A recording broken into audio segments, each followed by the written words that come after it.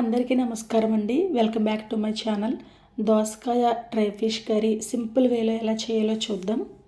ముందుగా నీటిని వేడి చేసుకోండి. వేడి చేసుకున్న తర్వాత డ్రై ఫిష్ని వాటిలో వేసి క్లీన్ చేసుకోండి. ఆ తర్వాత స్టవ్ వెలిగించుకొని ఒక గిన్నె పెట్టి తగినంత ఆయిల్ వేసుకోండి.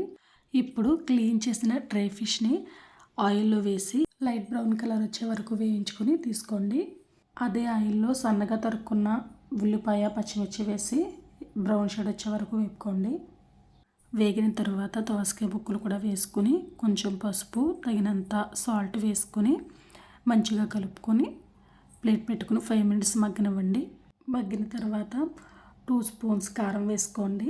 కారం వేసుకొని ఒకసారి కలుపుకొని తగినన్ని వాటర్ పోసుకోండి.